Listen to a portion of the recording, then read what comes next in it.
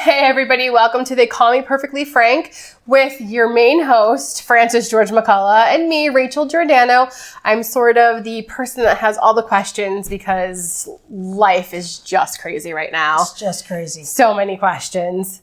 But I hear that we have questions coming in already. Yes, Yay. yes. So I have the privilege of coaching people, and people know about what I offer, and they want to understand, why is it that when I talk to my mom or my sister or my friend, especially women, they'll say, oh, he's such an asshole. I don't know why you're with him anyways. And all I said was, he pissed me off because he showed up late.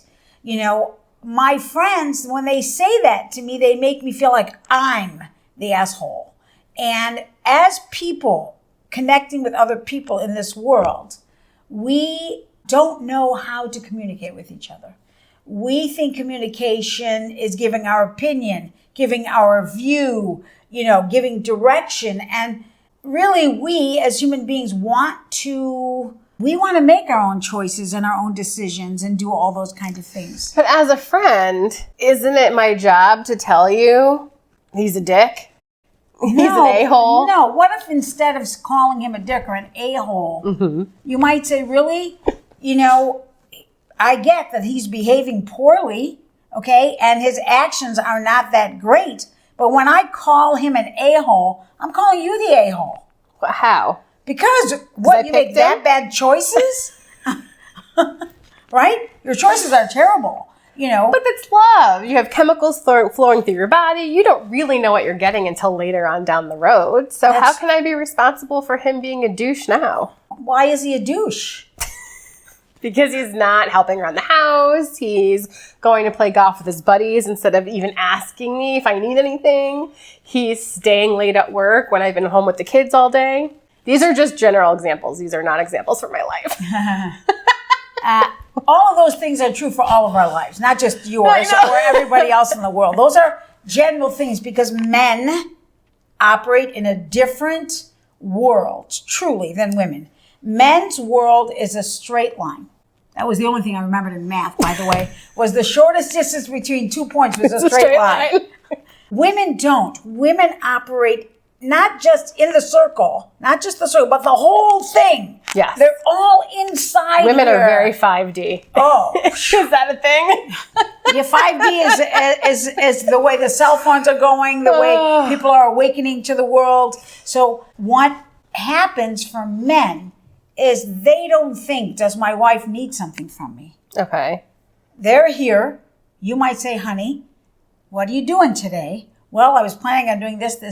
Did you forget you were supposed to take the kids to baseball? Oh, yeah, shoot. Can you do it? No, I can't. But we tend to go, okay, fine, I'll do it for you. So it's our fault for internalizing it and not communicating. These are the issues that I'm having. There's no fault.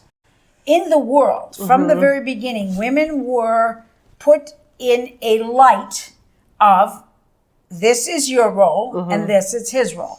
They were also put in the light for many, many years, and it still hasn't evolved completely yet, that we are less than them. Yeah. Okay? That we are. And we even feel that way. 100%. Right. So as we evolve into this 5G, into this awakening of self and discovering that source energy, God, that power inside of us, as we start to move into that direction and realize, we don't have to do that. We have to break the pattern. I'm going to back up a minute. The Bible, the book that many religions are built upon, says the sins of your mother and father will be passed on to you. But in this world, in this internet world, and we think the internet's taken over, the internet world, we are breaking the patterns that our parents have left for us. We're trying. We're trying. I think a lot of times people don't realize those patterns are even there. I don't think they realize them, but they're awake to it now. Okay. And they're going, I don't want that. It's not that I don't want to be like my mom or dad. No. It's that I'm not going to repeat that pattern of behavior, right? Yes. I'm going to catch it before I repeat it so that my children don't have that weight on them. Well, I think a lot of kids, and I'm seeing this a lot right now, didn't realize that they grew up in a negative pattern of behavior until they see someone else's parents with a child, parenting them completely differently with love and understanding. So I think a lot of people don't even realize they're in a negative pattern of behavior, grew up in that negative pattern of behavior until they see healthy relationships outside of that.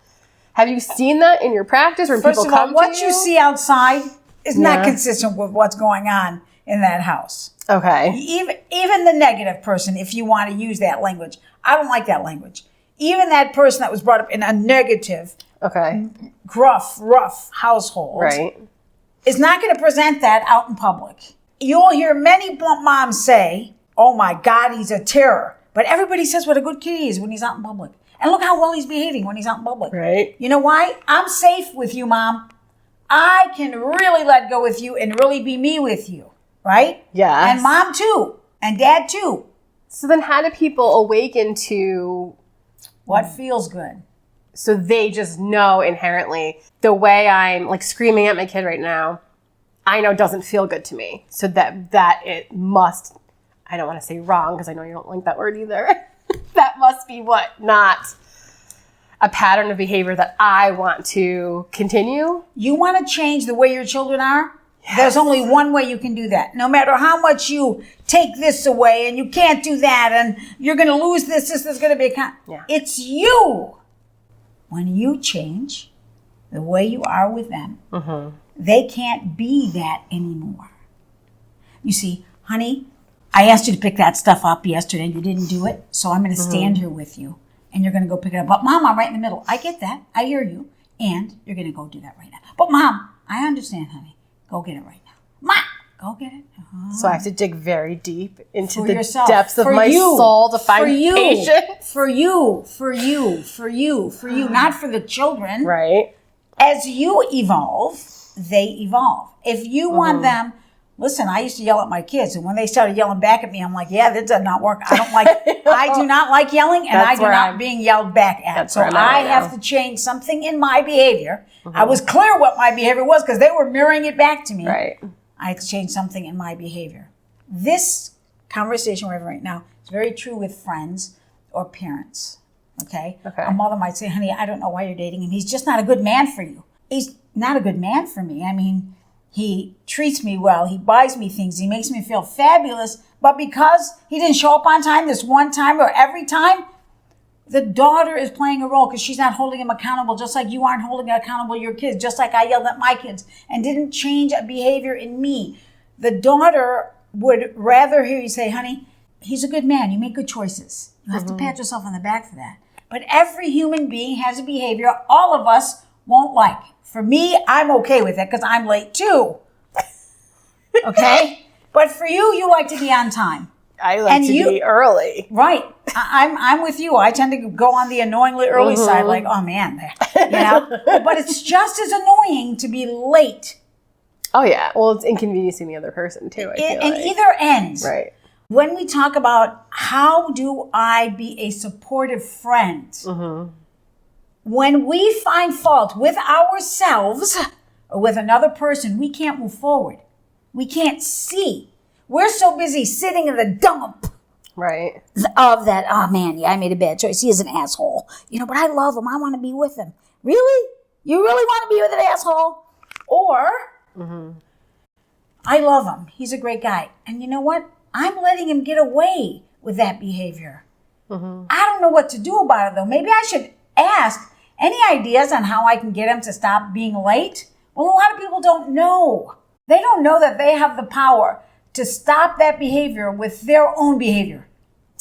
Okay, so then let's circle back to the question. When I go to my friend and I say, oh man, you know what, I'm so frustrated with him. He's just always late. I can't stand it anymore. I can't take it. And your friend goes, well, he's an asshole. I don't know what you're with him for anyways. So what should they be saying in response then?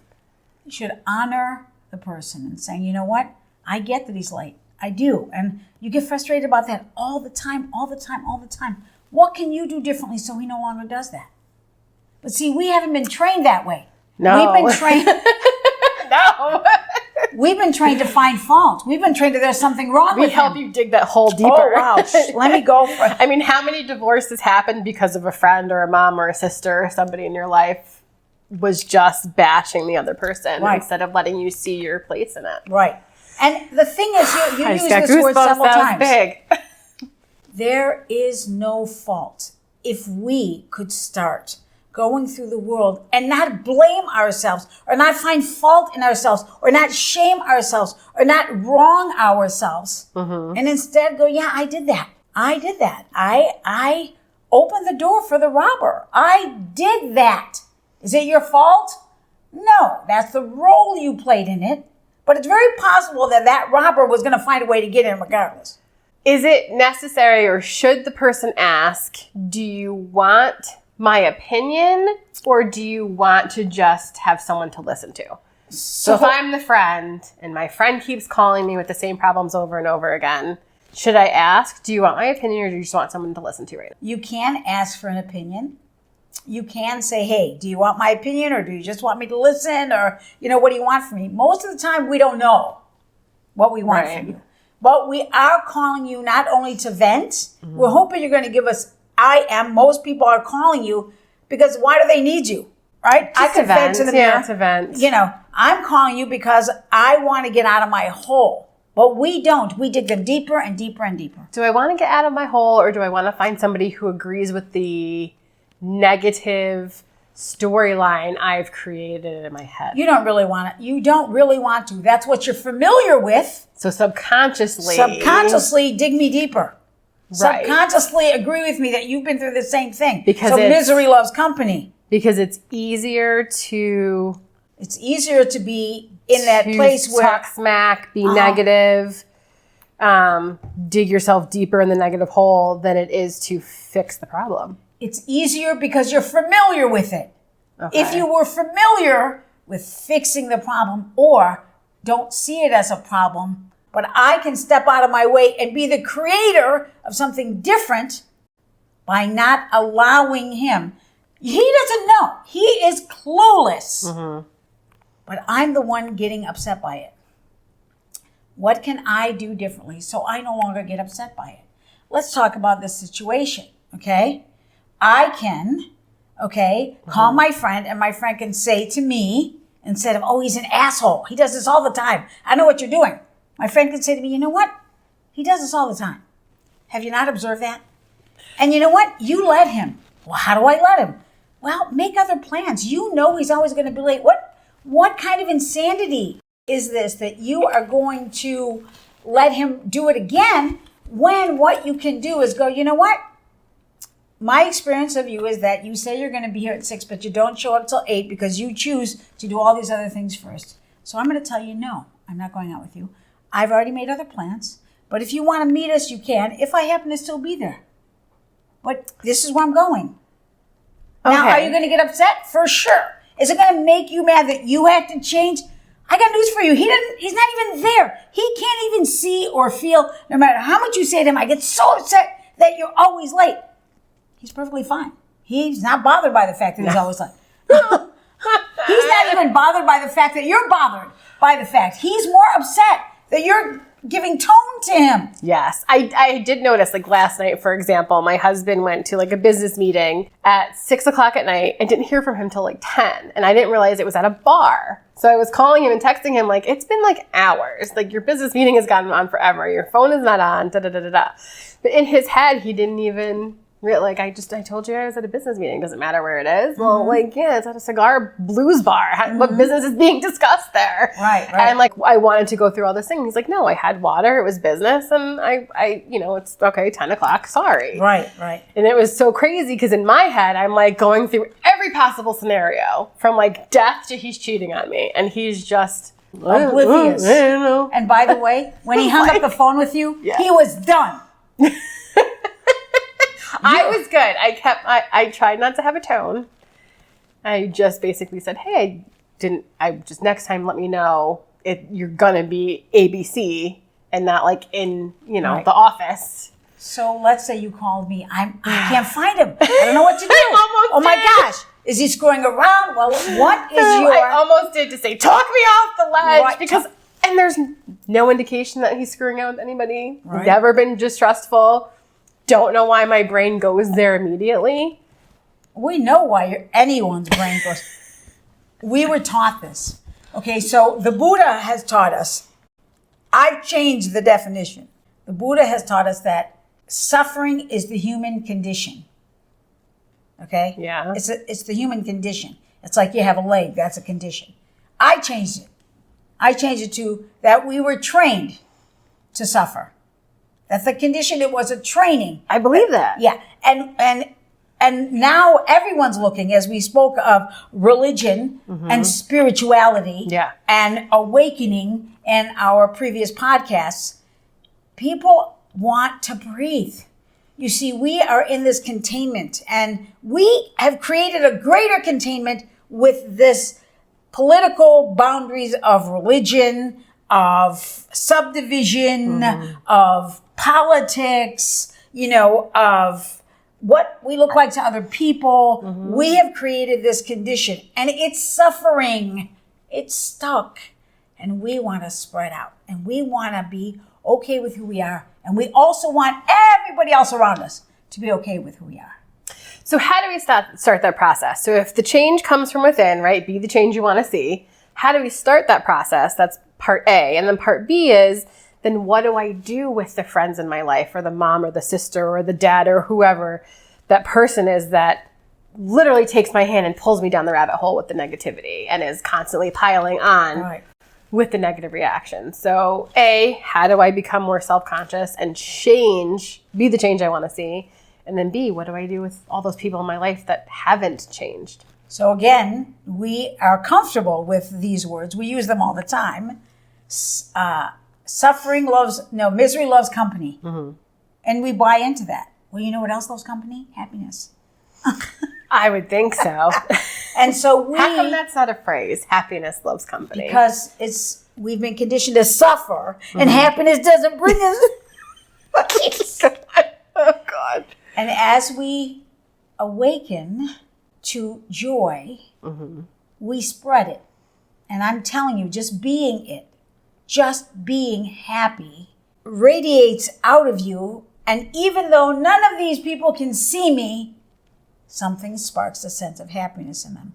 I come home every day after work, and we're still in the remodeling section of this house. And this house has been a blessing to me. So many wonderful things happen in this house, but I still have this angst in this house. I come home, I sit down, and I go, I don't want to go in the pool, and I just want to sit here, and I want to eat. And yesterday was a really cool awakening, because I'm so happy to get up in the morning and go to work, and I enjoy my house, and I'm very ADHD, so I give little attention to a lot of things. What's that like? Last night I went, Frank, it's so simple, baby. It's so simple. Just make a plan. When I come home from work, I'm going to work out. I'm going to clean the pool. I'm going to just make myself a list of the things I want to do in the day and make them happen. I had to question myself. Am I sad? No, Frank, you're frustrated because you want your house done. And what a wench, what a brat I am. Okay, I'm okay with that. So my point is, I have a roof over my head, and I'm fretting because it isn't a roof in which I wanted to design. You see? But you are changing it. You're making those changes. It is one step at a time. It is. Right? Yes. And if it was done, wouldn't you be bored with it? No. You'd be finally able to just enjoy it? Oh, yeah. You wouldn't want to buy a new house and work on it? I can still buy new houses. I do that. But it doesn't have to be mine. No, Right. but how about I go outside and enjoy the pool? How about if I invite somebody over? Okay? And how about if I just enjoy sit there it. and read a book? So if we're changing ourselves like you would change a house, you're suggesting make a list. But isn't changing ourselves more an emotional thing and not just a to-do list? No. First of all, you're not changing yourself. Your self stays intact. Are you sure? Because 100%. There's very many things that I don't think should stay intact. But you're changing a behavior, though. Yes. The wonder of who you are is perfect. Okay. So let's say you want to be that. I'm there, 5'7", very slender. I can't go shopping. to buy clothes because Right. I look at the clothes and I swear to God I'm as tall as those clothes fit. That's how I am. I'm like, aren't I a size Like that 6? would look so What great on happened? me, and then I go, oh wait a minute, that's my body. Okay. Yeah.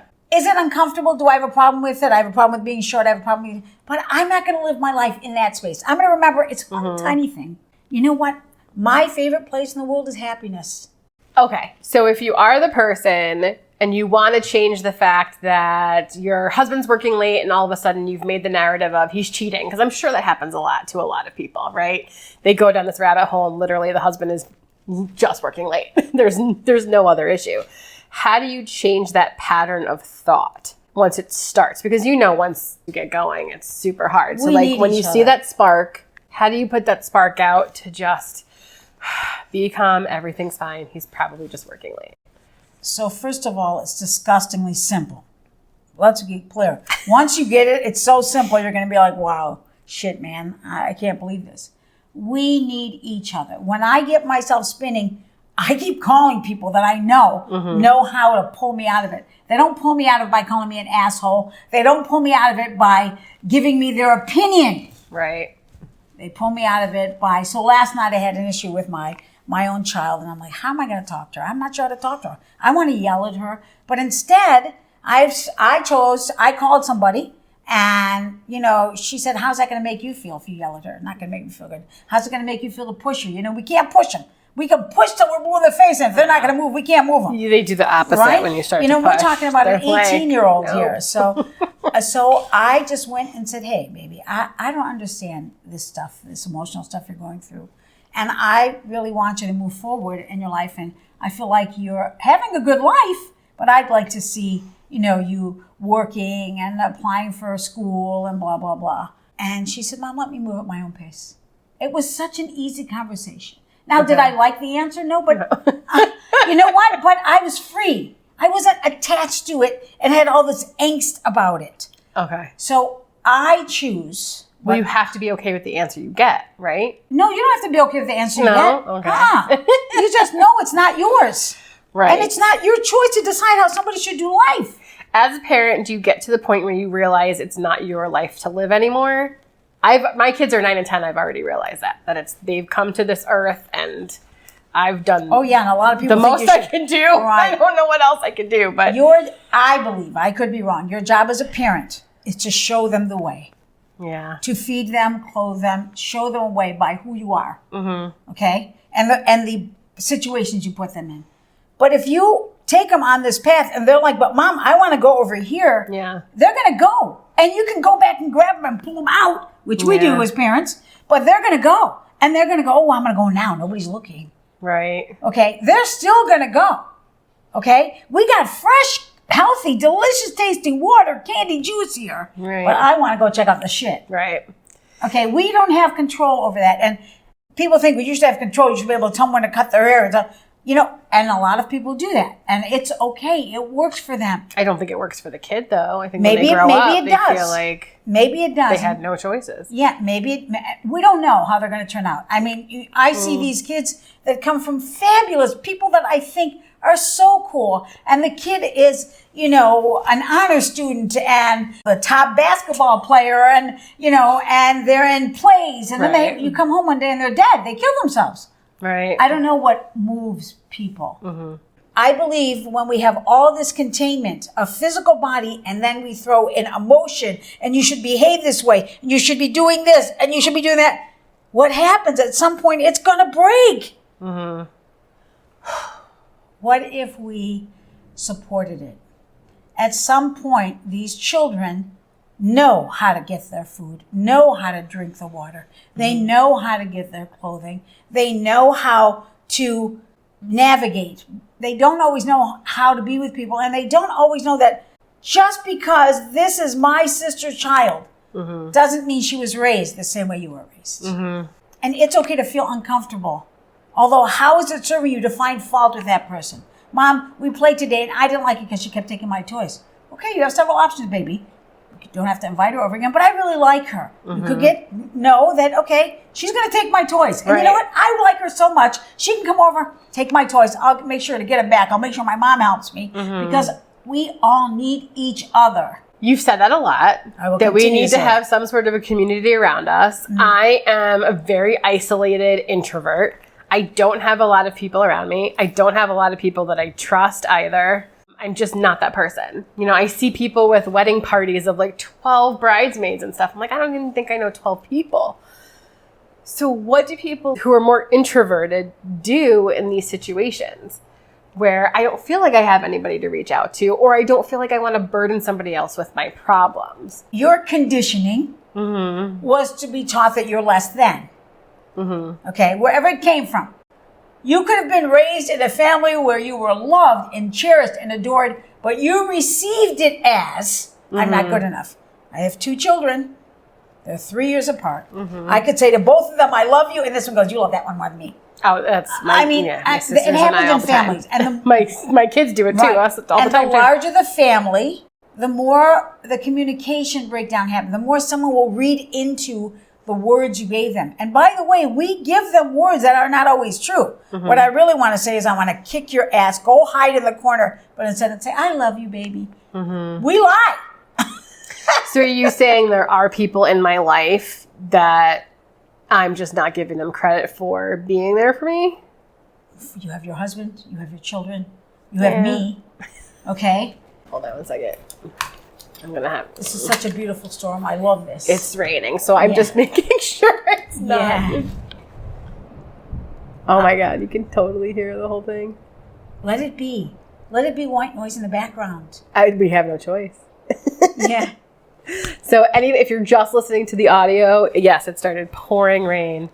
We're in Michigan. It's been raining a ton. Yeah. So if you hear it, go with it. So, Rachel, we had this topic before. I was rewatching one of the podcasts we had done, and one of the things we talked about was, how do you need somebody? How do you get a friend? Do you just say hello? You know, we fail to recognize that we have a gut. And I promise you, as human beings, at some point we'll do you wrong. Let's say at some point. I honestly think that's why I don't have friends. And I'll tell you that straight up. But I think it's because I'm always scared that someone's going to let me down in some way. I don't have the relationship then. It's just easier that way. Right. So because then I never get hurt. Psychologists say, though, then you're doing that to others. I don't know anybody. Who am I doing? But you do. You have people. You're a producer. I don't know. Maybe you don't know anybody in the depth you want to have them. So you're saying I, in my life, in some way, at some point in time, have let friends down, in high school for sure. Beyond that point in time, it was easier for me in my head to not have any friends because I was scared that they would let me down in the same way that I let others down. No, I'm saying you were let down also. I'm saying you were absolutely let down, and it was so great that you said, okay, I'm not going to let that happen again. Yeah, probably. And I'm telling you, it will. Whether you wanted to or not, whether you let it or not, it's going to happen. So then shouldn't I just isolate myself and keep doing what I'm doing? No, because you're the one who's in the way. What role are you playing in that? I hate when you answer that question. It's always my fault. Listen, it's not a fault, though. That's what we have to get past. It's not a fault. It's that I did that to protect me. Yeah. I did that to protect me. How do I still protect me and let somebody in? The easiest way is to know that there's a good chance that they're going to let me down. But is it deliberate? You and I are friends. You tell me something about your husband. And I'm talking to somebody I know you know. And I happen to say, yeah, you know what? It's so funny you're telling me about that because I know, blah, blah, blah. And, Rachel, and she was just telling me about how her husband was out, for 4 or 5 hours, completely MIA, And then you see this friend and she goes, oh my God, I was just talking to Frankie and she told me about it. And you're like, that fucking bitch. Well, but I was not bad-mouthing you, finding fault with you, pointing the finger at you. I was just making rather this person had that same situation. Oh my gosh. And your friend Rachel just had that same situation. But she may have experienced it differently. She may be such a jealous person that she decided he was cheating on her. Right. You see what I'm saying? Yeah. And so will people let you down? For sure. We're human. We are human. We are human. I hate the human part of me. And what's the human condition? To be stupid. To suffer. And what happens when you suffer? You find fault. You're not good enough. You're sad. You're sad. Depressed. And so a lot of us think we're sad and we're really not. But we we know easily what sadness looks like. Mm-hmm. We know easily what suffering looks like. Mm-hmm. We don't know what it looks like to treat ourselves well. And we don't know what it looks like to be happy. It's so simple. It's the rain that's happening right now. Yeah. That makes me happy. Oh my God, my plants are getting water. And listen to that sound. That white noise is beautiful. It just is. It's like, let me meditate to this. You know, we don't know so many things. We know the side that you refer to, the negative side, the dark side, the ugly side, the scary side, the suffering side. And what has religion done? Religion has really put us in the place of Jesus Christ suffered. Look at how much he suffered for us. We talk about his glory, but this much. We talk about his suffering this much. And his suffering did not serve the world. What served the world was his glory. Yeah. And his suffering should have been spoken about lightly. And we should be taught about how much Jesus Christ fed himself first with time, with emotion, with food, with friendship, with love, with his power to heal, not just himself, but everybody. And we don't take that into consideration, that we too have the power to create the life we live. But we have been trained not to create the life we live. We have been trained to take the life we live and find fault with it and make ourselves bad and wrong, instead of going, okay, you know what? Hey, I did that. I don't want that to happen again. I don't know. I'm going to call somebody and find out what their million ideas are about how I can do that differently. So here's a question. If I am working on self-love, if I realize that it all begins and ends with me, if I realize I am the change that I want to see, so I have to make these changes, and it does mean effort and putting work into something. It also means knowing how. You see, to change effort, and I mean, what does it look like to be good to yourself? Some people have no idea. I honestly don't. Most people don't. I couldn't answer that question. I know I have a list of things I'm trying to change. I created a daily list of things to do. But in my head, I don't know that I am like rah-rah 100% behind myself. Isn't that weird? Like I already in my head am anticipating failing at it. Can I offer you a thought? Yes, you can. That has to be a book in itself. It is a book. It's such a book. I can't wait for it. When we spend so much time in our lives worried about what other people think of us, we truly can't see ourselves. The comparison factor. And that's happening a lot because of social media. It's happening, it's insane. So much more. And what we have done with social media and the internet is we've made it bigger than our mind. But do you know where the internet came from? Our minds. Yeah. And do you know that the internet should be showing us the power that we have in our minds? We don't need the internet to talk to somebody on the other side of the world. Right. We just have to expand our minds. But the internet is showing us what we are capable of. And instead, we're going to keep being lazy. We're just going to do this because we're familiar with. How did we get familiar with the internet? Marketing, advertising. By going on it more and more. Exactly. It being available to us. Yeah, I mean, it was so easy. You know, so the first place I would tell you is, Rachel, you can't even see you, Habibi.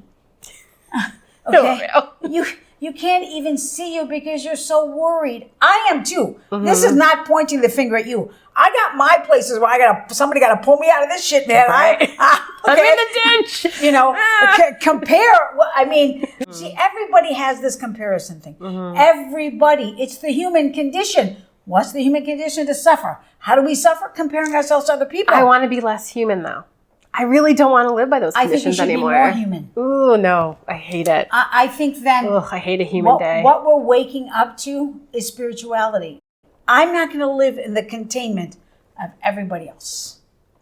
I'm going to live in the containment of my space. Which means that some people may ultimately fall out of your life because you're vibrating on a different level. And if that person, that friend, still continues to drag you back down to that level and you don't want to be there anymore, you call them less and less, and they're not in your life as much anymore. And that's okay, right? It can be lonely as well, and it's okay. It's not that I don't love you. I just don't want to be around you anymore. Right. It's the space that you put me in mentally, vibrationally, spiritually. I know strangers that are a safer place than some of my friends. There are people that I love. I adore you. Don't ever talk to me again. Okay. It doesn't mean I don't love you. It just means I don't want to walk with you anymore. You've given me all I need in this life. I don't want to walk with you anymore. So are those the people, because I've got some of those in my life, where you call them up like, everything's good, how are you doing, how are I doing, fabulous, good, great. No, I don't call love them. you still. First of all, no, I'm not even going to call. If you call me, I'm going to be kind, say, how are you? You know, if they ask me how I am, I'm going to tell them I'm good. What's going on in your life? You know what? I got to go. Okay, so it's okay to just cut it short because you don't want to go down that rabbit hole. Everything is okay. That's where we get into trouble. You know, when we find fault with ourselves, we can't get out of it. Right. Oh my God. But so when you go, you know what? It's okay that this is happening to me.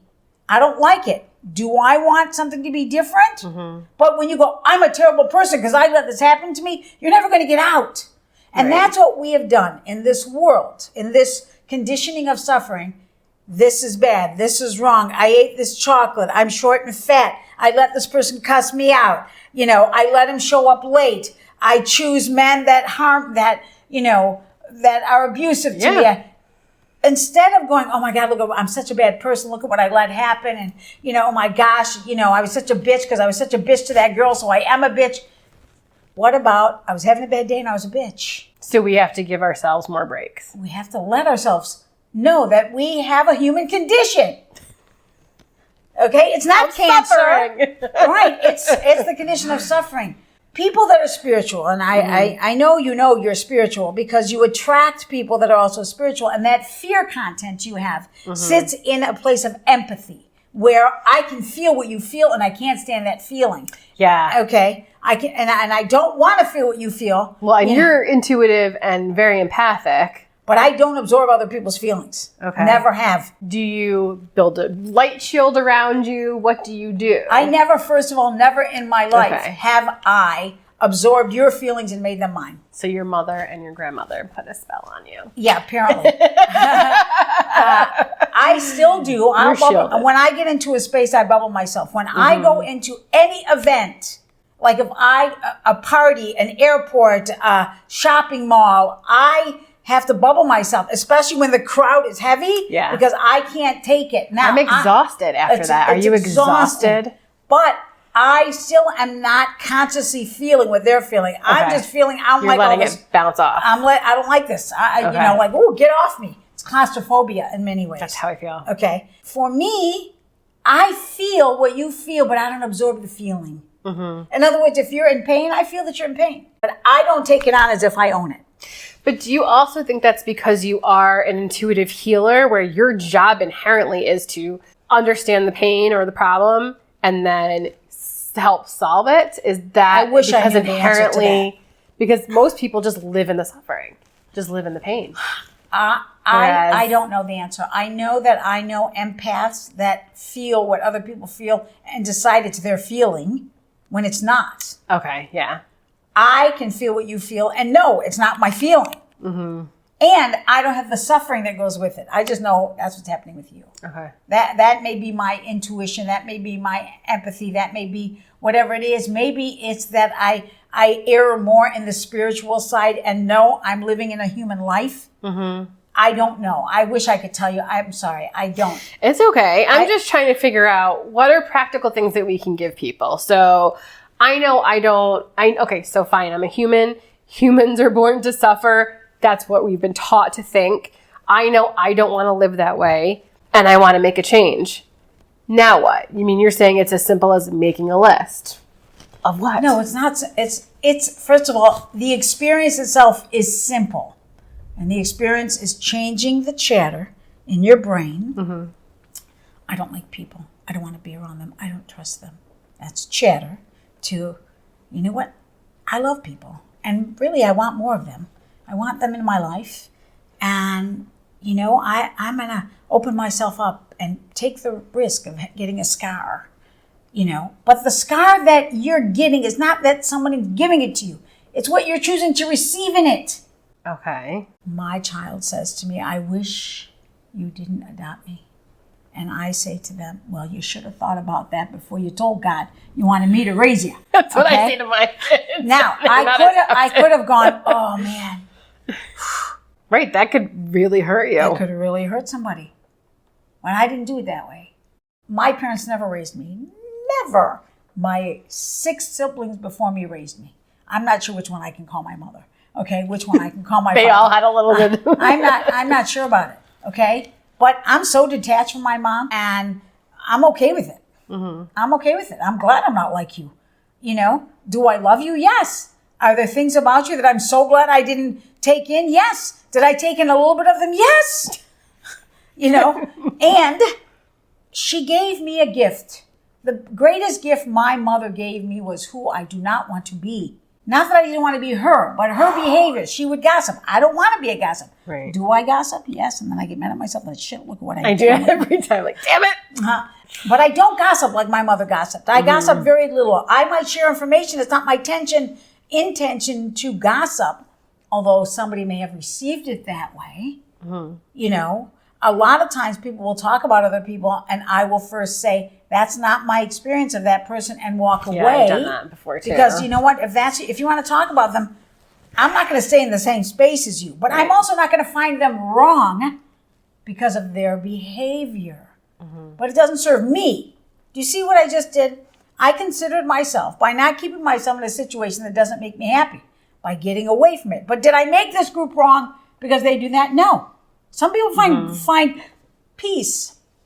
I used to have a client who, man, she would go back in her life. I should have married that guy. That guy never wanted to marry you. He never asked you to marry him. Okay. You know, I should have gone out with the fat guy. You know, now he's really rich. Well, he never even asked you out. Right. I didn't know that was an option. And I should have done this with that one. And she can't understand how come she can't get anybody now. Mm-hmm. And finally she starts to get the hang of it. It took her about 8 years for her. And then she meets this fabulous guy, but because he's got his shtick, she doesn't want to have anything to do with him. But he adores her. So the relationship breaks up and it comes back together again because he adores her. Do you understand? He never left. But she used her mind to pull forth the man of her dreams. Now, does he have all the things she wants? No. But none of us, even us, don't have all the things we want. No. So what we do is we go through life as a friend to ourselves or to others, and immediately we find fault. Let's say you don't call your friend. Bob doesn't show up till 7 o'clock. This is like the 15th time he does it. But he made plans at 5. I use this because this is a common thing. Is it really? Yeah. I must not have dated enough. And you're in your brain going, he's such a fucking asshole. I can't believe it. I'm really sick and tired of him doing this. Instead of going, okay, what role did I play in this? Like, how am I letting this happen? Because there's 2 people there. If there's nobody there, nobody cares if he's late because it's just him. Right. So you go, okay, look, he tells me he's going to be here. 15 times he hasn't. How stupid am I? Because the first rule is, first time, shame on them. Yeah. Second time, shame on you. And you keep letting it happen for another 13 times? So you have to be okay with losing that person from your life when you put your foot down and say, you can't be late again. Or even better, because I'm done. holding them accountable and then saying to you, you made me a better person. What about that? You hold them accountable alone if they do it again. What role am I playing? Now I'm holding you accountable. I'm going to say to you, okay, listen, I've observed that you're always late. Mm-hmm. I get that. So there's several things I can do. After talking to some people, I realize, first one, I think, I don't like waiting. Mm-hmm. I don't like waiting. So here's what's going to happen. I'm going to make plans with my friends. And if you want to join me, you're welcome to. Okay. So when you call me and say, hey, let's have dinner tonight at 7. You know what? My experience of you is 7 o'clock means 9 o'clock. I don't like to wait. I'm going to be out with Betty. We're going to go to ML, and you're welcome to join us. 9 o'clock comes. Okay. I've left already. Right. Okay? So you mess out on me. Well, I really wanted to be with you. I get that. But you have to be okay with that consequence. Because I think so many women men, and men... They're afraid of themselves. Because I think that people get very... especially in the beginning of love, like I feel like I love this person so much or whatever, like you've got those hormones raging through your body. So I think a lot of people are willing to accept less to have those moments with that person. Because they've been trained Right. to accept So us. you have to be okay with, I love me first. This is not making me feel good. Despite the happy hormones raging through my loins of wanting this person, I have to put that aside and say, I have to love me first. And if that person can't understand the consequences, which are then we can't continue this relationship, then that's just what it is. But Why we've keep already accepting decided. less? You've already decided, because I am going to not allow you by changing my behavior. So you can't do that anymore. Mm-hmm. You've already decided it's going to be over. What if it took a whole different turn? What if 90% of the time, when you didn't allow this behavior, okay, you're not holding them accountable by saying, I'm not going to sit home and wait for you anymore. You have to be on time. That's not how you're holding them accountable. Right. You're holding them accountable by going, okay, let's see, what can I do differently? I am going to go hang out at my mom's. Okay. That's what I'm going to do differently. And when he shows up at 7, he's going to call you and say, where are you? Say, I'm at my mom's. Well, why? Well, you were supposed to be here at 7, and now it's 9, and I didn't want to wait for you. But you want to come here? You're welcome to come here. Okay. You see? No, I don't want to come there. I wanted to be with you. Okay, well, Next I count time, on you. Be there at 7. Exactly. It'd be okay to say that. Okay. Right? And then the next time, right? Because he didn't prove it yet. The next time, he says, okay, let's have dinner at 7 o'clock. And you say to him, okay, great. And 7 o'clock comes along, and you've already made this decision that at 7 o'clock, on the nose, he's not there. I don't care if it's 10 minutes, 15 minutes, 20 minutes that he shows up later. 7 o'clock, he's not there because he said 7 o'clock. I'm going to go shopping. That's my plan. Okay. You leave, you go shopping. He shows up at 7:45. It's 45 minutes late still. He goes, where are you? Oh, I went shopping. Well, why? Well, you said you'd be here at 7. You weren't here at 7. So I figured if you're not here at 7, I don't like to wait. So I chose to go shopping. You want to come meet me? So people have to learn how to not be a doormat. Yes. And be okay with restructuring the narrative. I'll so it's tell not you. all or nothing. It's, these are my expectations. And I have to be okay with sticking by not being there when he's late. Without a Because a lot tone. of people would just still, okay, yeah, I'm here. I'm totally here. Yeah. It's fine. Because you want to be with that person so badly. And when you discover that the person you really want to be with is you, and you want them to be with you also, then, but I'm telling you, I would bet my life that you've been going out with him 15 times, you finally holding him accountable is not going to make him run. Well, and that's the thing. But you also have to love yourself enough. Okay, if he does, then he does. Yeah, Right? But love Like- yourself enough. Yes. That it's, You have I'm to fine with being alone. consider that he doesn't right. complete me. So, Everybody the sex has was to- great, yes. but oh well. Everybody that wants to have love will have love. Right. But are you going to settle for the first thing that comes along? So then do you just take that example and say, okay, put in my little manifestation bowl a guy who's always on time. Yes. And now you know, okay, this doesn't fit my lifestyle. Yes. This doesn't make me feel okay. So I know to ask for this as well when I'm manifesting the perfect person for me. So we're going to go back to this, which I'm sure we've talked about in a podcast. I would bet there's very few people that did not hear, be careful what you ask for. I want you to hear those. Be careful. Be careful. Don't just ask for a guy that's on time. On time for what? For whatever I tell him to be on time for. Right? But you don't want a guy in your life to control. You want a guy in your life that knows how to ride the waves with you. Or a man who's respectful of my time. And, someone that hears you. Because a lot of men, remember, they don't operate like us. They do not. You will have that guy that really participates in the family and likes to clean up the house and help you. But I promise you, there's going to be another place where you're going to go, Right. did that really just happen? And how many times?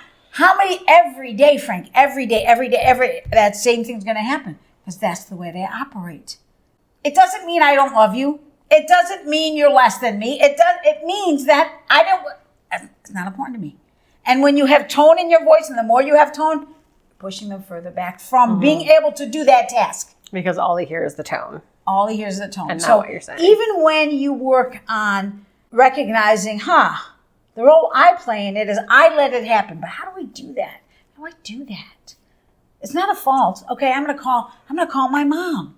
Mom, Bob is always late. What am I doing? How am I letting him do that? Oh, he's an asshole. He shouldn't be with you. You know, I don't like him, right? Instead of, let's see, baby. You know, he's not my favorite person. I know, Mom, but I really like him. Well, why do you like him, honey? Well, he makes me feel good about myself and he does all these really nice things for me. You know, well, what don't you like about him? Well, he doesn't show up on time and he doesn't always keep his word. And, well, sweetie, you know, what can you do? I'm not sure, Mom. Well, I'll start asking some people. Asking people, what can you do differently for him to show up? And if he does walk out of your life, I promise you, every person, I will bet my life in this, has available to them love. Why do we settle for the first one? You know, it's not just a guy-girl thing. Men can have sex for sport. Women cannot. Women can sometimes. Very few. Very few. If they do, I promise you, it's still going to bother them. Okay? So why do men, it's inherent in, they're not like us. They're a straight line. And women are a big circle. Right? Yeah. So he's a straight line. He can go without feeling. He's having feeling. But he can stop that feeling once he's done. A woman will take it with her in this big giant circle. Why do women have sex with men on the first date and expect them to call her? What makes you think he also doesn't feel uncomfortable? Why don't you call him? I was promiscuous at an older age in my late 20s after my first marriage. And I felt very empowered. I knew going into each person who would just be someone to date that I would wait to have sex with and who was just straight up a booty call. So I was able to compartmentalize the sex partners. I was able to do that because I knew this person is not going to be my husband, but he's great in bed and I'm going to use him for that. And I think that's a commonplace right now. I totally think so too. I think a lot of women and men are realizing they can compartmentalize those feelings and it has nothing to do for with some people sex is sex. Right. But I think that you have to communicate that to begin with. My booty call knew he was just a booty call and vice versa. So I think when that starts getting overlapped and the woman or the man is starting to have feelings, you cannot blame the other person. They set that boundary already from the beginning. But you decided, I'm not going to believe them. I'm going to win them over. Correct. They're going to come back. I know that happens a lot. It's like trying to change a gay person straight. Right. You know, I told you straight up, I like guys. Right. You know, but I'm good with having sex with girls. And I have so much fun with you. Let's hang out and have sex. But I like having sex with guys. Right. He may fall in love with you, but he's going to continue to want So he could be bisexual. However, his long-term partner will be a man, and you're not going to change that no matter how hard you try. Right. And that doesn't mean I don't love you. It doesn't mean I haven't fallen in love with you. It means that my criteria and yours don't meet right now. Correct. That's what it means. So women that's a good way to say it to somebody. Yeah. To a guy, our criteria doesn't meet each other right now. So maybe in the future when it does, hit me back up. Both men and women get a little insecure about, I want to find my mate. I'm ready to find the person. Well, because I think that was a societal pressure for so long. I think it's still a societal pressure. I think subconsciously because our parents are still from that time frame. But I think my kids are definitely going to not. Well, you still have people that are in their 30s and 40s or late 20s to 50 having relationships with people that don't require that piece of paper to get married, or that don't require that piece of paper to have a child. Well, also don't forget we were sold a dream. The wedding, the honeymoon, the package deal. Yes. We're sold that on a daily basis. And I think everybody that's gone through it knows none of that made a difference whatsoever, except you're broke. Exactly. What I would like to start selling is be okay with who you are. Yes. That's what I would like to see. Self-love. What self-love looks like. I'd love to see more and more. And we're going there. We are in this place. Why do we have to make it so hard? Let's just start selling it now. Let's get a hold of the media and let's start selling that now. What does it look like? What does it look like to feel good about yourself? What does it look like to enjoy the rain coming down? What does it look like to enjoy the sunset? Just enjoying it. Okay? But we live in fear. The world has conditioned us, and today, more than any other time, we are being controlled by fear. I just read something that was sent to me by the phone. For those that haven't been vaccinated, go get vaccinated and get put into a pool for $2 million. Oh yeah, the prizes are insane. And the fear. Now. There's the Delta variant now. There's always variants. I think COVID has been a phenomenal thing. It's a shame people had to die, but people die. For me, death is nothing more than that energy is right here. For me, it's that. And it's a shame these people had to pass on. And I'm blessed and grateful that I had COVID and did not die. Okay? And I don't want to die from COVID. I don't want to die. I like life, but I'm okay with dying. I'm curious to know what's on the other side. I just don't want to do it yet, right? Right. So we are controlled by fear, and fear has purpose. Fear is useful, but we take fear more than love and make it the whole world. Yes. More than love. And in these Bible books, the word Bible means nothing more than books of that time, the one thing that remains consistent and constant, both meaning the same thing, is love. Yeah, we don't teach that. We don't teach that from the Bible. We don't. Every religion you go into, not everyone, but a lot. Christianity for sure, Catholicism for sure, Judaism used to be this way. It was all fear-based. It was all, be afraid of God. You're a sinner. You're a bad person. That's how you control people. Yeah, we were reading that Spinoza's God, Einstein, going, you know what? There is a source energy. There is a power greater than you, but what more do you need? I've put it right in front of you and you can't even see me? Right. That's where, the world is turning to.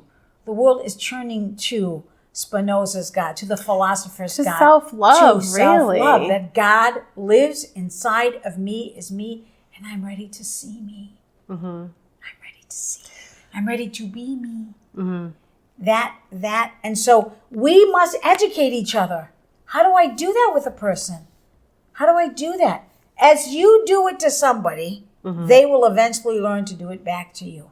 So if you have a mom, a sister, a friend, a parent in your life that you feel like isn't meeting you on the same page of, I guess, just energy, because let's bring it back to the question. If you recognize it in yourself or the other person, be the change you want to see. Right. And be okay with saying, you know what, I got to cut this conversation short. Right. And you know what? I would like people to recognize you may not know what it looks like to feel good about yourself. You may never have had that conscious, awake feeling of, I like this. It's the end of my day. I sit down. That may not be a feel-good feeling. That may be I'm done now. Right. Well, what is a feel-good feeling? Do you get a good feeling of sitting and look at the rain coming down or that pretty tree, or you too busy observing the leaves that are falling off and, oh man, I'm so upset that they're falling off and not seeing the color. What is the view in which you are seeing it? And chances are you were conditioned to do that. I read someplace everything is teachable. If that's true, then damn girl, we're on our way. You just have to be willing to learn. That's it. Oh my gosh, I think that perfectly sums up this episode. Yeah. All right. For more information, go to theycallmeperfectlyfrank.com. If you want to book a session with Frankie directly, you can go to that website as well. If you want to send us an email with a question that we'll address on a future podcast, theycallmeperfectlyfrank.com. There's a question and comment section right there. It's very, very easy. Do you have any other parting words for people about self-love? Thank you. I would offer this. Write down on a piece of paper, be good to myself. Be good to myself, and let yourself pull forth itself to help you see what being good to you means. Thank you. Have a great day. Bye, everybody.